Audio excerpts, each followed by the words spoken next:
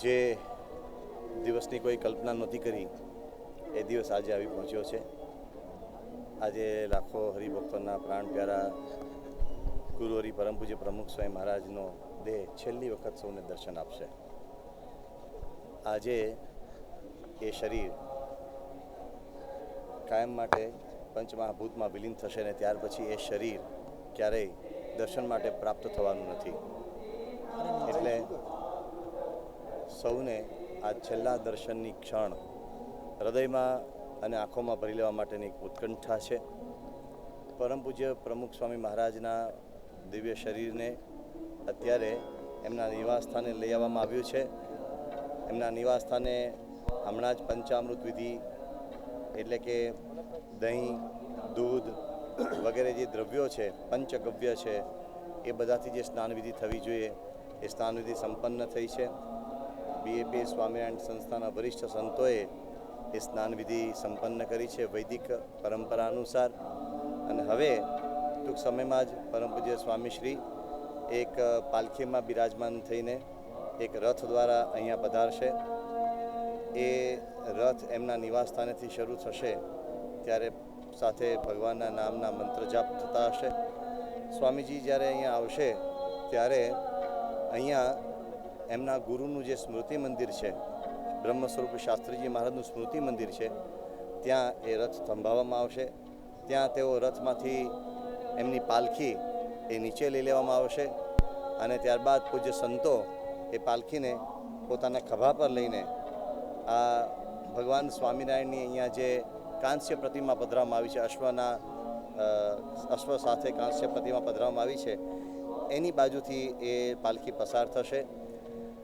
એનું કારણ એ છે કે આ અશ્વ પર ભગવાન સ્વામિનારાયણ બિરાજમાન થાય એવી એમની તીવ્ર ઈચ્છા હતી અને એટલા માટે એ ઈચ્છા હતી કારણ કે અહીંયા જે આ મંદિર થયું છે એ આજથી 200 વર્ષ પહેલાં ભગવાન સ્વામિનારાયણે અશ્વ ઉપર અહીંયા ફરીને એમ કહ્યું હતું કે મેં અહીંયા એક મોટા મંદિરનું ખાતમુહૂર્ત કર્યું છે અને ભવિષ્યમાં એ મંદિર થશે।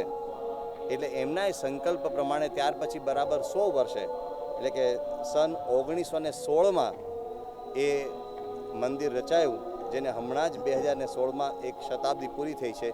એ શતાબ્દી પૂર્ણ થઈ તે સમયે પ્રમુખ સ્વામી મહારાજની તીવ્ર ઈચ્છા હતી કે ભગવાન સ્વામિનારાયણના એ સંકલ્પની નિત્ય સ્મૃતિ રહે તે માટે એ રોજા અશ્વ ઉપર તેઓ બિરાજમાન હોય એવું કાંસ્ય શિલ્પ પધરાવવું છે અને એ એમણે પધરાવી એમનો છેલ્લો સંકલ્પ અહીંયા થયેલો।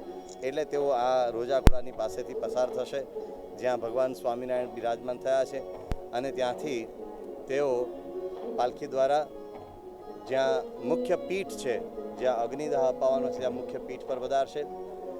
બીએપી સ્વામિનારાયણ સંસ્થાના તમામ વરિષ્ઠ સંતો એમની પાલખીને સાથ આપતા ત્યાં સુધી લઈ જશે અને ત્યાં પાલખી જ્યારે મુખ્ય પીઠ પર આવશે ત્યારે ત્યાં વૈદિક મંત્રોનું ગાન કરવામાં આવશે।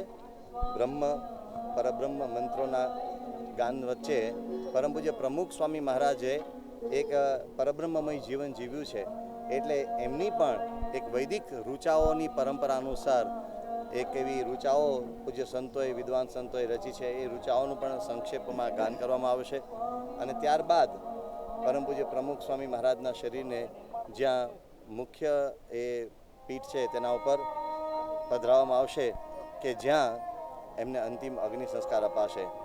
એ દરમિયાન એ વિધિ સંપન્ન થાય, એમને મુખ્ય એ વિધિ પર પધરાવવામાં આવે એ દરમિયાન બીએપીએસ સ્વામિનારાયણ સંસ્થાના વરિષ્ઠ સંત પરમ પૂજ્ય ઈશ્વરચરણ સ્વામી ટૂંક સંબોધન કરશે અને તેઓ પરમ પૂજ્ય પ્રમુખ સ્વામી મહારાજનો એક સંકલ્પ હતો એમના આ અંતિમ સમયની ઘડીઓ માટે, એ સંકલ્પ શું હતો તે પણ તેઓ જ સૌને જણાવશે। ત્યારબાદ પરમ પૂજ્ય પ્રમુખ સ્વામી મહારાજના એ પાર્થિવ શરીરને જે રીતે શાસ્ત્રોનો આદેશ છે તે મુજબ વેદોક્ત વિધિપૂર્વક એ અંત્યેષ્ટિ સંસ્કાર માટે પ્રવૃત્ત કરાશે। એમાં વિશ્વવંદનીય પરમ પૂજ્ય પ્રમુખ સ્વામી મહારાજના અનુગામી પરમ પૂજ્ય મહંત સ્વામી સાથે પરમ પૂજ્ય ડૉક્ટર સ્વામી સાથે પરમ પૂજ્ય ઈશ્વરચરણ સ્વામી સાથે પરમ પૂજ્ય કોઠારી સ્વામી સાથે પરમ પૂજ્ય ત્યાગવલ્લભદાસ સ્વામી અને પરમ પૂજ્ય વિવેક સાગરદાસ સ્વામી, આ 6 એમના વરિષ્ઠ કૃપાપાત્ર સંતો એ ત્યાં વિધિ કરશે અને એ જે વિધિ થશે તેમાં અંતે મુખ્ય કાર્યક્રમ સંકલ્પ વિધિ હશે અને પૂજન વિધિ હશે. પરમ પૂજ્ય પ્રમુખ સ્વામી મહારાજનું આ અંતિમ પૂજન હશે. એમના સશરીર સ્વરૂપનું આ અંતિમ પૂજન હશે. એટલે BAPS સ્વામિનારાયણ સંસ્થાના લાખો ભક્તોએ અને અસંખ્ય ભાવિકોએ અનેક વખત પરમ પૂજ્ય પ્રમુખ સ્વામી મહારાજના ગુરુ પૂજનનો લાભો લીધો છે, પરંતુ એ તમામને આ લાભો આ ક્ષણે ન પ્રાપ્ત થઈ શકે તે સ્વાભાવિક છે.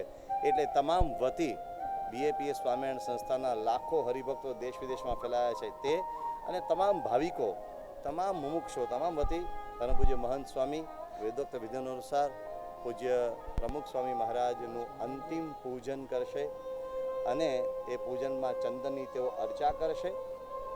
પરમ પૂજ્ય પ્રમુખ સ્વામી મહારાજની જે અગ્નિપીઠ બનાવવામાં આવી છે ત્યાં જે કાષ્ઠ વાપરવામાં આવ્યું છે એ કાષ્ઠ એ જે સામાન્ય રીતે અગ્નિ સંસ્કારમાં વપરાતું કાષ્ઠ હોય છે, સમિધ વગેરે, એ કાષ્ઠ છે.